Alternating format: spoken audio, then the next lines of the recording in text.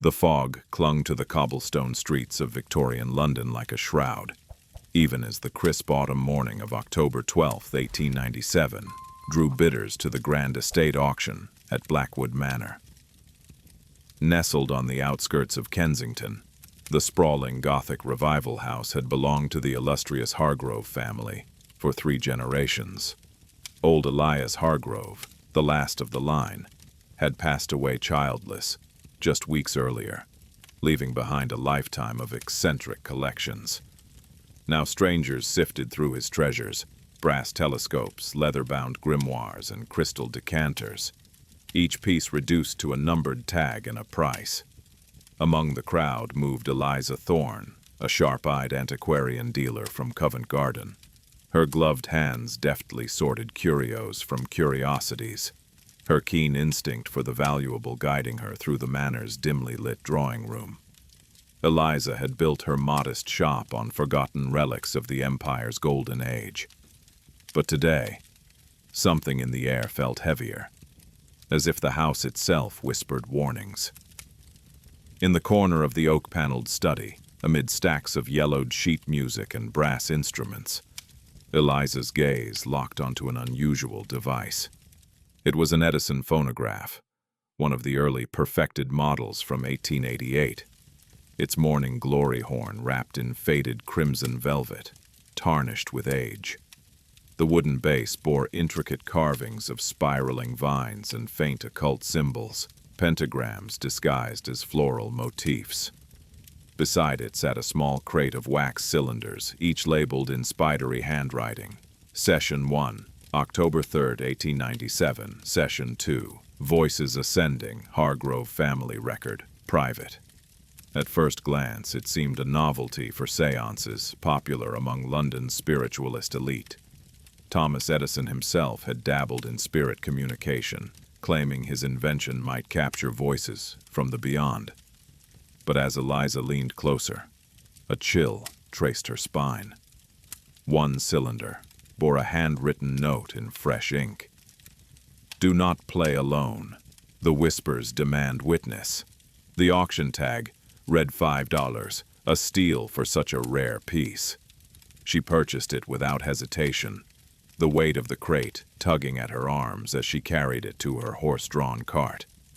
Back in her cluttered shop that evening, by the flicker of gas lamps, Eliza set up the phonograph on her polished oak counter. The air smelled of wax polish and old leather. With careful hands, she selected the first cylinder, Session Y, and cranked the handle. The mechanism whirred to life, the needle tracing the grooves with a soft hiss. A man's voice emerged, deep and resonant, laced with theatrical gravitas. Blackwood Seance Society, October 3, 1897. Present, Reverend Percival Hargrove, medium. Mrs. Lydia Hargrove, his devoted wife. Young Master Edmund, age 7, and Miss Clara, age 5. We call upon the spirits of the departed to speak through this miraculous machine. Silence followed, broken only by faint breaths and the rustle of fabric. Then a woman's voice, soft, ethereal, whispered from the horn. "Percival, the veil thins, they come." It dissolved into static, but Eliza paused the cylinder, her pulse quickening. Reverend Hargrove. She vaguely recalled the name. A prominent spiritualist in the 1890s, known for packed seances at high society parlors. But the child's voices that followed were what unsettled her. 2 small voices, overlapping in innocent cadence. "Papa, the shadows move. Papa, make them stop." They giggled nervously, then trailed into muffled sobs. The recording ended abruptly, with Reverend Hargrove's soothing tone. "Patience, my darlings. Father will guide you to eternity." Eliza examined the family labels more closely. The accompanying photograph, tucked into the crate, showed the Hargroves posed in formal attire before a velvet curtain. Percival, tall and severe in his black frock coat, stood with hands outstretched as if invoking spirits. Lydia, pale and elegant in a high-necked gown, held young Edmund and Clara close, their faces serene, but their eyes wide, almost pleading, fixed not at the camera but slightly off to the side, toward their father. She played the next cylinder, voices ascending, more chants, spirit responses in distorted tongues. But, midway, a piercing child's scream cut through. "Papa, it burns," followed by Lydia's frantic hush. "Edmund, no, Percival, stop the elixir." The recording warped into eerie whispers that seemed to loop endlessly. "Burns, eternity, witness." Eliza stopped the machine, her hands trembling. Elixir. This was no mere parlor trick. Historical records flooded her mind. Spiritualists often used drugs like laudanum or ether to induce trances, but overdoses were common. Had she stumbled upon something darker? That night, unable to sleep, she pored over her encyclopedias. Percival Hargrove had vanished from society records after 1897, presumed dead. Obituaries mentioned Lydia and the children perishing in a tragic fire mere weeks after these sessions. Sudden, unexplained, determined, Eliza reached for her notebook. Tomorrow she would consult Professor Helena Voss, a phonograph expert at the British Museum, renowned for decoding Edison's spirit experiments. If anyone could unravel these whispers, it was her. As the gas lamp dimmed, Eliza swore she heard a faint hiss from the crate, like breath against the horn, whispering her name. The next morning, Eliza Thorn stepped out into the damp chill of Covent Garden, her breath forming misty clouds in the pale October light of 1897.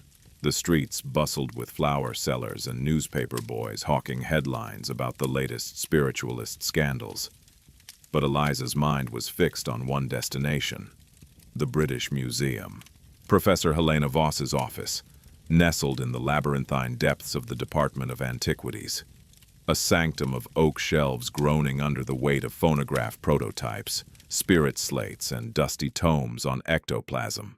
Professor Voss, a formidable woman in her late 50s with steel-gray hair pinned in a severe chignon and spectacles perched on a hawkish nose, greeted Eliza with a nod that brooked no pleasantries. "Mrs. Thorn, I presume. Your note mentioned Hargrove cylinders, Edison's spirit apparatus. Fascinating folly, but let's see if there's substance beneath the seance smoke." Eliza unpacked the phonograph and crate on the professor's scarred workbench, the morning glory horn gleaming dully under the gaslights. Voss cranked the machine with practiced efficiency, her long fingers adjusting the reproducer arm. "These early wax cylinders hold more than sound," she explained, her voice crisp as parchment. "Edison's grooves can capture overtones invisible to the ear, residual vibrations, what some call spirit echoes. Hargrove was no amateur. He modified his device with a custom diaphragm to amplify whispers from the ether. They began with Session 1. Reverend Percival Hargrove's booming introduction filled the room again, followed by Lydia's ethereal call and the children's nervous pleas. "Papa, the shadows move." Voss paused, rewinding with a frown. "Standard spiritualist patter, but listen here." She slowed the playback to half speed, the mechanism groaning like a dying beast. Beneath the voices emerged a low hum, a rhythmic pulsing like a heartbeat distorted through water. Not mechanical noise, that's human respiration, accelerated, fear response. Eliza leaned in, gooseflesh prickling her arms. "The children?" "Worse," Voss replied. She selected voices ascending, cranking it up. The child's scream, "Papa, it burns," shredded the air, Lydia's hush following like a plea. But Voss adjusted a hidden lever on her enhanced phonograph, one of her own inventions, a spectral analyzer borrowed from acoustical experiments at the Royal Institution. The needle danced erratically, revealing layered tracks beneath the surface grooves, faint, overlapping whispers that standard playback missed. The hidden layer uncoiled, a man's voice, Hargrove's own, murmuring in a guttural chant, not English, but Latin-inflected occult dialect, elixir vitae aeternae, sanguis infantum purificat, elixir of eternal life, blood of the innocent purifies. It looped with alchemical precision, punctuated by wet gurgling sounds, liquid being poured, tiny gasps. "Eliza, this isn't mere trance induction," Voss said, her face paling as she transcribed the chant. Hargrove dabbled in forbidden Rosicrucian rites. He sought immortality through a vital elixir, a concoction of laudanum, mercury sublimate, and God knows what else, distilled from participants' essences. But the children, their cries suggest dosage far beyond politricks. Voss cross-referenced her notes with Hargrove's public history. Percival had risen to fame in the 1880s, hosting seances for luminaries like Arthur Conan Doyle and the Prince of Wales. His Blackwood Seance Society promised contact with the dead via Edison's Voice from the Void. But whispers of excess swirled, attendees collapsing into fits, rumors of elixir refreshment served in crystal vials. Official records showed the family vanishing after October 1897. No bodies from the supposed fire, just a coroner's vague report of spontaneous conflagration at Blackwood Manor. "Look at this ledger from my archives," Voss said, sliding over a leather-bound volume stamped Hargrove Commission 1896. It detailed payments for rare chemicals, tincture of opium, laudanum by the gallon, calomel, mercurial purgative, and ether vapors. Marginalia in Hargrove's hand. Child essences amplify resonance. Edmund resists. Clara yields purest tone. Eliza's stomach churned. The accompanying carte de visite photograph showed the children alone. Eyes hollowed, lips blue-tinged. Hallmarks of chronic laudanum poisoning. But the professor's true breakthrough came with the final cylinder. Hargrove Family Record, private. As the overt chants faded, Voss amplified the subtrack. Lydia's voice emerged, frantic and fragmented. "Percival, the burns, their little veins, no more elixir." Edmund foams at the mouth. Clara's gone cold. A scuffle, then Hargrove's hiss. "Silence, wife. Eternity demands purity. Witness the transmutation." A child's wail peaked into silence, overlaid by bubbling, boiling elixir, and a final, gurgling whisper. "Papa, eternal, burns." Voss stopped the machine, the room thick with silence. "These aren't spirits, Eliza." Hargrove murdered his family in ritual sacrifice, believing their purified essences would grant him immortality via the phonograph's eternal record. The fire, a cover. He fled, or so the rumors say, to the continent. Eliza stared at the cylinders, the children's pleas now etched in her mind. But why record it? Bragging rights from beyond. Occult hubris, Voss mused. Hargrove thought the wax would preserve his triumph for posterity, or summon their souls eternally. I've seen similar in French cabals. Tomorrow we consult the Society for Psychical Research Archives. They investigated Hargrove. Might have suppressed evidence to protect the elite. As Eliza packed the crate, Voss pressed a small vial into her hand. A 19th century laudanum bottle, empty but stained crimson. Found it in a similar estate sale. Test it if you doubt, but beware, some whispers follow you home. That evening, back in her shop, Eliza lit extra candles against the gathering dusk. She replayed Session Y softly, half expecting the shadows to stir. In the quiet, amid the hiss, a new voice flickered. Not from the cylinder, but from the corner. "Eliza. Witness." She whirled, heart hammering. The shop was empty. Or was it? The fog-laden streets of Bloomsbury seemed thicker that afternoon, as Eliza Thorn and Professor Voss hurried toward the headquarters of the Society for Psychical Research. Founded in 1882 by luminaries like Henry Sidgwick and Frederick Myers, The society occupied a discreet Georgian townhouse, its windows veiled by heavy lace curtains to shield seances from prying eyes. Gas lamps flickered through the mist, casting elongated shadows that danced like specters on the pavement. Eliza clutched the phonograph crate tighter, the cylinder's weight a grim reminder of the voices within. Inside, the air smelled of aged paper and incense, remnants of table-turning experiments. Dr. Reginald Blackwood, the Society's archivist, received them in a vaulted reading room lined with locked cabinets. A bespectacled man in his 40s with a neatly trimmed beard and the pallor of one who rarely saw sunlight. Blackwood's eyes lit with recognition at the mention of Hargrove. "Percival Hargrove, our most elusive case," he murmured, unlocking a drawer stamped Suppressed Files, 1897. "We investigated Blackwood Manor after the fire, but elite influence buried it. The coroner ruled spontaneous combustion, absurdity, even for Victorian science." Blackwood spread documents across the table, witness statements, chemical analyses, and smuggled correspondence.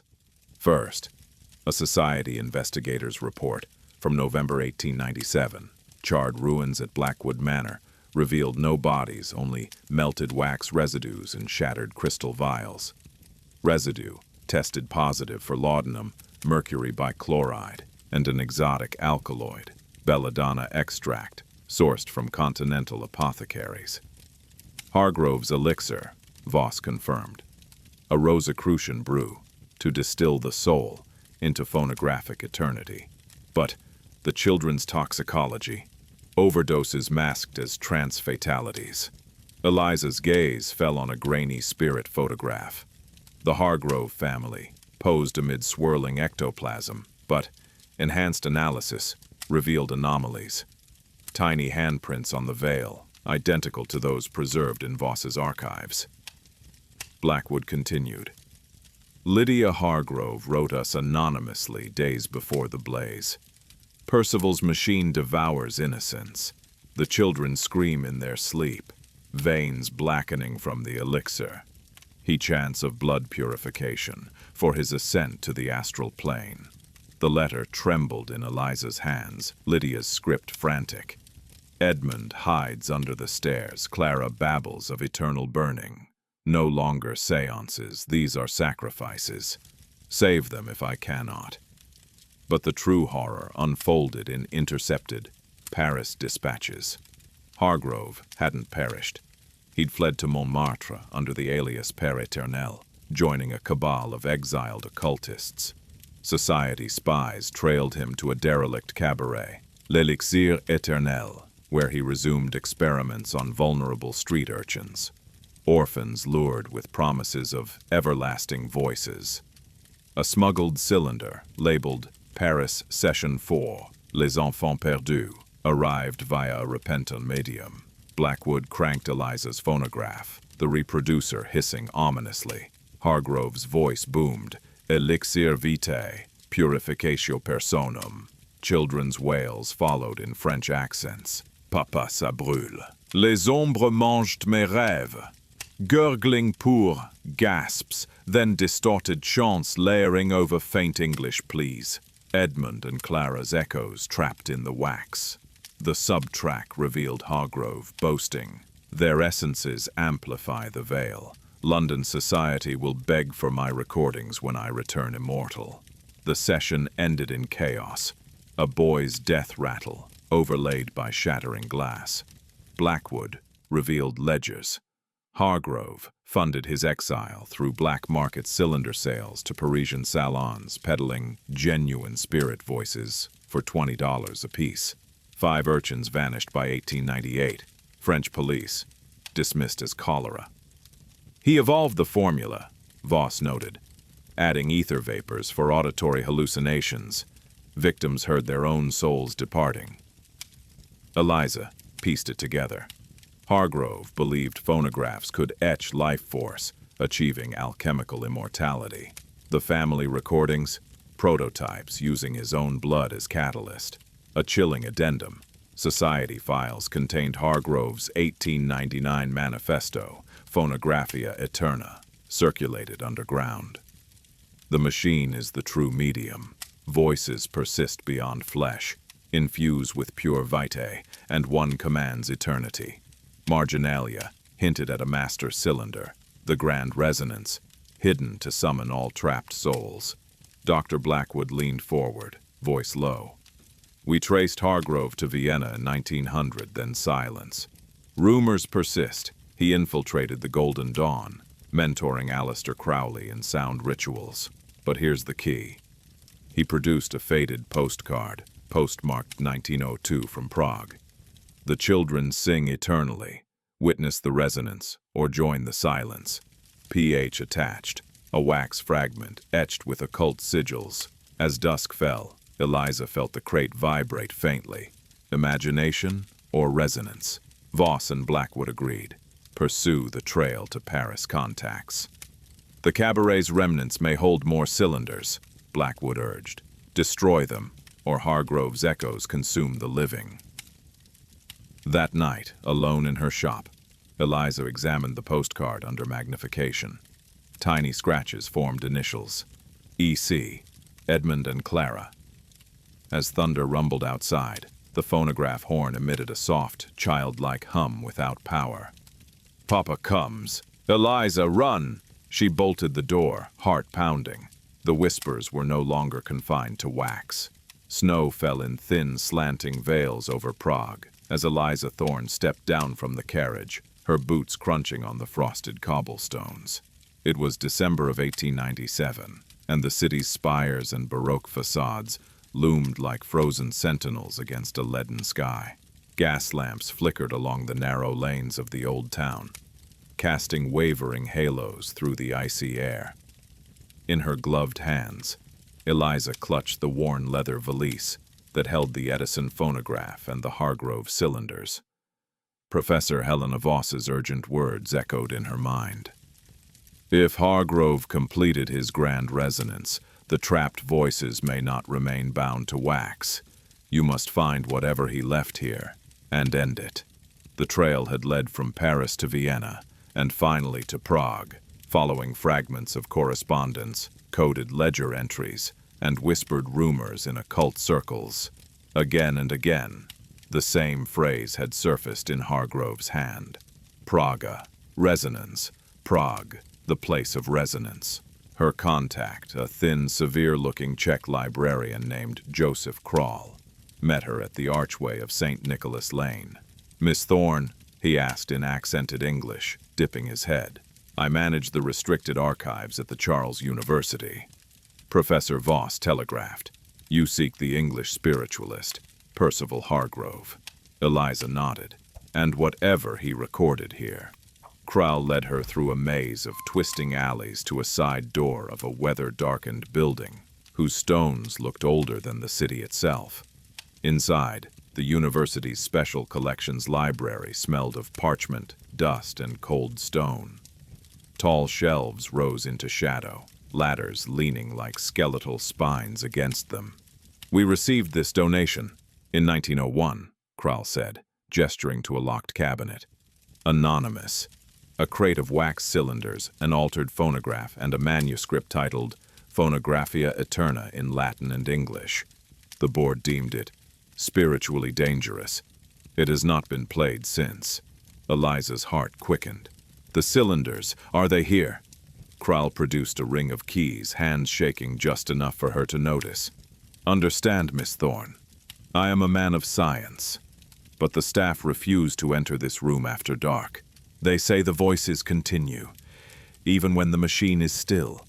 The cabinet creaked open to reveal a neatly arranged row of dark, dust-furred cylinders, and, beside them, a phonograph similar to Eliza's but more ornate. Its horn was not brass, but some darker metal, etched with concentric spirals of sigils and Latin script. The wooden base bore the unmistakable carvings of Hargrove's hand. Occult diagrams woven into vine motifs.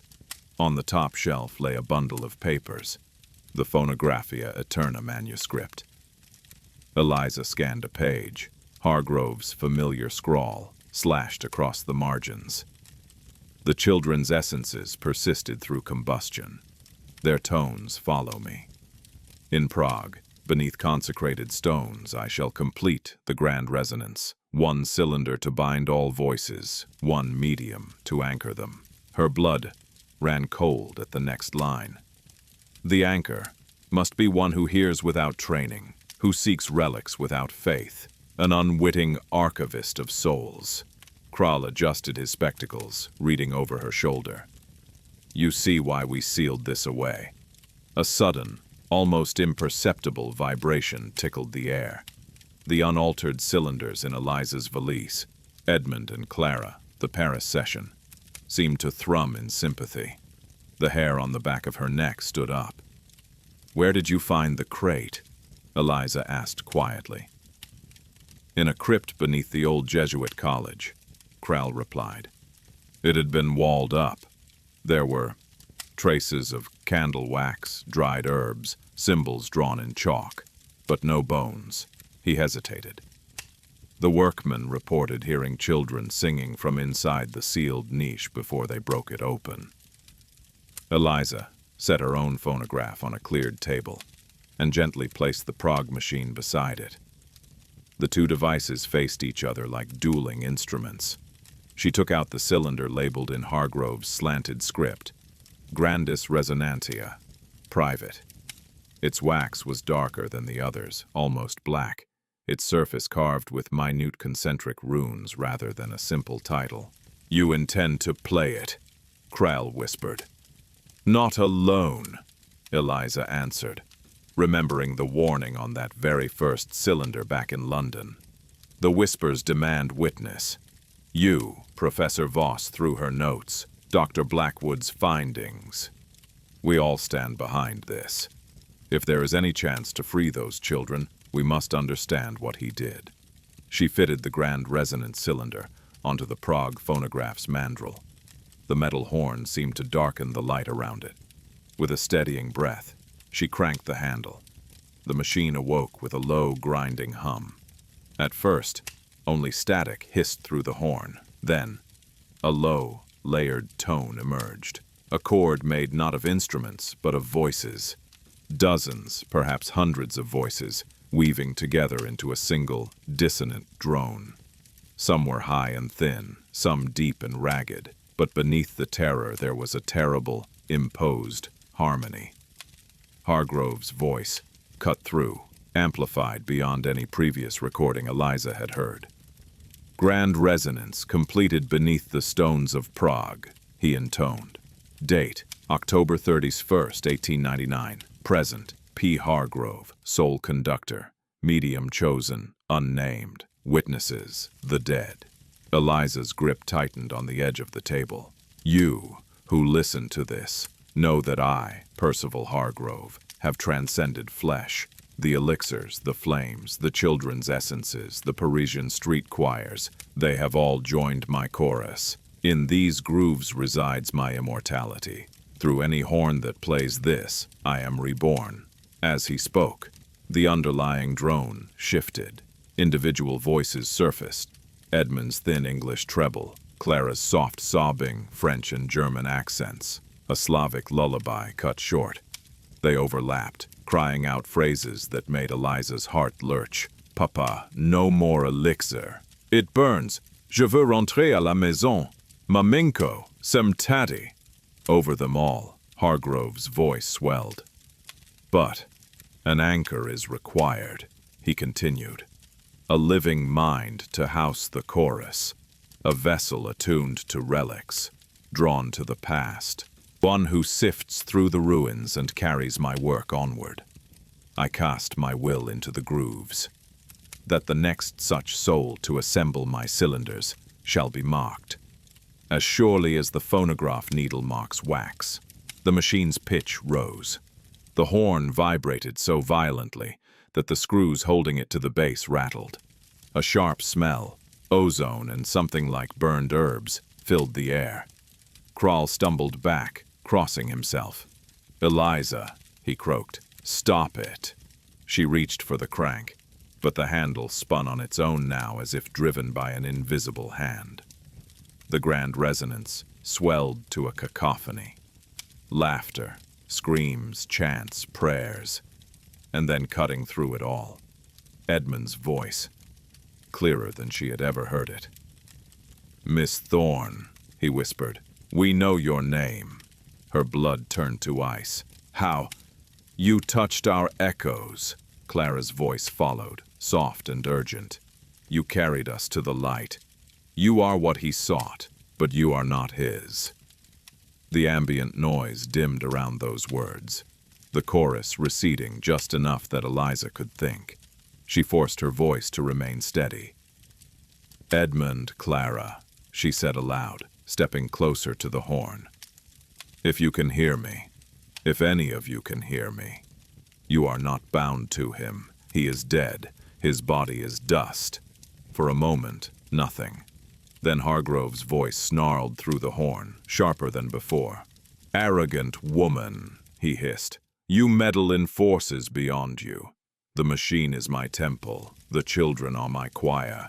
You will carry me into the new century. Through you, my work continues. Through you, all who listen shall be mine." The metal of the horn began to glow, faintly. A dull, sickly red along the etched sigils. The air around Eliza thickened, as if she were moving through water. Her own phonograph, still closed, shuddered on the table, the cylinders within rattling in their cases. Krull cried out, "Miss Thorn, look!" Eliza followed his gaze to the nearest window. Frost had feathered across the glass in jagged patterns. Not random, but arranged in circles and lines that mirrored the diagrams in Phonographia Eterna. As they watched, a new line etched itself in the ice, forming 3 letters with painful slowness. E-L-I. The horn hissed. A thin, almost human-shaped distortion bent the air above it, as if something were trying to push through into the room. "Eliza," Hargrove's voice purred now, almost gentle. "You have a gift. All your life you have listened to the dead without knowing. I will give you purpose. Let me in. Open yourself as you opened that crate in London. Become my living phonograph." The other voices swelled in panic like a rising wind. "No!" Edmund shouted. "He burns! He empties!" "Don't listen," Clara sobbed. "He lies. He lied to Mama, to us. Don't let him in." Eliza's heartbeat thundered in her ears. She forced herself to breathe, to focus not on Hargrove's commands, but on the thin, desperate threads of the children's voices woven through the roar. "You're not a god," she said, each word deliberate. "You're a murderer who hid behind machines and rituals. You used these children. You used your own family. All you have is what you stole." The sigils on the horn flared brighter, the room's temperature dropping so abruptly that Krull's breath smoked in front of him. "You dare judge me!" Hargrove roared, his voice fracturing into several timbres at once. "I have mastered the veil. Priests mumble, mediums cheat, but my recordings endure. Long after your bones rot, my voice will still be heard, through gramophones, through whatever devices the future brings. Sound is eternal, and you," he snarled, "will be my conduit." Something inside Eliza snapped, but it was not fear. It was anger, hot and focused, burning through the creeping numbness in her limbs. "Sound is only eternal if there is someone to listen," she said softly. An idea formed, clear and cold. She reached for her own phonograph case and flipped open the latches with numb fingers. Inside, the familiar cylinders gleamed faintly. Session Y, Voices Ascending, Hargrove Family Record, Private, the Paris session, the London recordings Professor Voss had enhanced. Trapped voices, all threaded with Hargrove's poison, but also with evidence of his crimes. "Eliza, what are you doing?" Krull demanded. "Every cylinder Hargrove ever made is a chain," she said. "Not just for the children, for him. His voice is embedded in all of them. If they play together, if the grooves collide. She set her own phonograph facing the prog machine, horn to horn, a foot of air between them like a narrow, invisible bridge. With trembling hands, she loaded Hargrove family record. Private, onto her device. On the prog machine, the grand resonance still screamed and chanted, the needle furiously tracing the black wax. "This is madness," Kral whispered. "It's a duet," Eliza replied. "Or a duel." She cranked her own phonograph, just enough to bring it to speed. As the cylinder engaged, Percival Hargrove's earlier voice poured into the room from the second horn, booming, confident, but a different man than the thing in the prog device. The two versions of him overlapped out of sync, forming a disorienting echo. Blackwood Seance Society, grand resonance completed. Present, my beloved children. Present, P. Hargrove, sole conductor. Eliza adjusted the speed, aligning them as closely as she could. The result was terrible. Hargrove speaking with himself, then against himself, one proclaiming devotion to his family, the other boasting of their sacrifice. Lydia's frantic pleas from the London recording surfaced, clashing with his prog pronouncements. "You said you'd guide them," Lydia sobbed from Eliza's horn. "You promised they would not suffer." "Innocence purifies the elixir," the prog horn declaimed. "Their essences amplify the veil." The overlapping sound grew harsher, the two wax records carving their conflicting versions of reality into the air. The metal of both horns began to vibrate, their rims quivering like struck bells. The children's voices, once fragmented and buried, seized the fissure. "Now!" Edmund gasped, his voice leaping between devices. "Clara, now!" From both phonographs at once, in different sessions across countries and years, Clara's small voice rose. Not in terror this time, but in a strained, determined cry. "Release," she whispered. "Release us." The air between the horns shimmered. Eliza saw, just for an instant, the faint outline of two small figures. One boy, one girl. Standing hand in hand, their edges made of static and candle smoke. Behind them, a crowd of dimmer forms pressed close. Hargrove howled. "Ungrateful wretches, you are mine, mine!" The black cylinder on the prog machine began to crack, hairline fractures spidering along its surface. The needle shrieked as it hit a jagged groove. The grand resonance stumbled, its perfect, horrific harmony faltering. Eliza seized the moment. She reached forward and, with all the strength she had left, forced the two horns together so their mouths touched, metal ringing on metal. The sound that exploded into the room was beyond anything she had ever heard. Not just loud, but deep. A pressure that seemed to move through bone and blood and stone. The machine screamed, wax shattered. For a heartbeat, she thought the world itself might split. Then, silence. Thick, complete, almost tangible. The glow faded from the sigils on the prog horn. The frost patterns on the window stopped moving, their last unfinished letter hanging in place. Eli, incomplete. Smoke, no, not smoke, but a fine dust, rose from both machines. The grand resonance cylinder lay in jagged pieces on the floor, its fragments crumbling to powder, even as she watched. On her own phonograph, the Hargrove family record had split neatly in two. Kral slowly lowered his hands from his ears. "Are we alive?" Eliza's legs trembled, but she remained upright. The air felt lighter, not warm, Prague's winter still pressed against the stone, but clean, as if a long-held breath had finally been released. "Listen," she whispered. No whispers, no hiss, no faint child's voices bleeding through the walls. Only the distant, reassuring sound of a church bell, tolling the hour somewhere in the city. She closed her eyes for a moment, then opened them again. The faint figures she had seen between the horns were gone. "Edmund? Clara?" she asked softly, feeling half foolish addressing empty air. For a moment, nothing.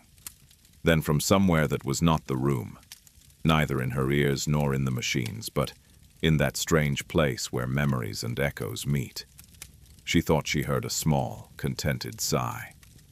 "Home," Clara's voice murmured, impossibly clear. A boy's voice, older now or perhaps merely freer, added, "Thank you, Miss Thorn." Tears stung Eliza's eyes. She bowed her head, then straightened, wiping her cheeks with the back of her glove. "What of Hargrove?" Kroll asked quietly. "Did you destroy him?" Eliza looked at the powdered remains of the black cylinder, the cracked London wax, the inert, ordinary horns. "I don't know if a man like that ever truly goes away," she said. "But his chorus is broken. His recordings cannot bind anyone now. Without listeners, he is only scratches in dust." They gathered the fragments of wax and, at Eliza's insistence, placed them in a small iron box from the university's collection. Kroll produced a length of lead seal and a university stamp. Together, they closed it, leaving Hargrove's remains as inert and unremarkable as any other failed experiment. On the last page of Phonographia Eterna, Eliza took up a pen. Beneath Hargrove's grandiose conclusions, she added a final note in a firm, neat hand. "Experiment terminated. Subject failed to achieve immortality. Voices released. Let no one attempt this work again." She signed it. Eliza Thorn, Antiquarian, witness. Months later, back in London, Blackwood Manor stood quiet and empty, its auction memories faded. Eliza's shop in Covent Garden bustled with customers seeking relics of less dangerous kinds. Silver lockets, faded maps, Victorian trinkets. On a high shelf under a clean linen cloth rested her old Edison phonograph. She rarely used it now. When she did, it was for harmless parlor songs or speeches from earnest reformers recorded on new, factory-made cylinders. The children's sessions were gone. Prague had seen to that. Sometimes late at night, when the lamplight burned low and the city outside fell still, she would sit at her counter and listen.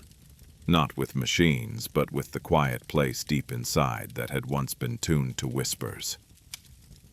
On one such night, as a distant foghorn moaned over the Thames, she thought she heard again the softest of sounds. A boy and a girl laughing together, the way ordinary children do, with no pain in it at all. She smiled, closed her ledger, and turned down the gas. If any echoes remained in the world, they were no longer trapped in grooves of wax or bound to the will of a vain, cruel man. They were part of the great, gentle noise of life itself, church bells and market cries and lullabies and unremarkable, precious laughter. And somewhere, in some unknowable place beyond even Hargrove's reach, Edmund and Clara Hargrove were no longer voices on a cylinder, but simply children at last.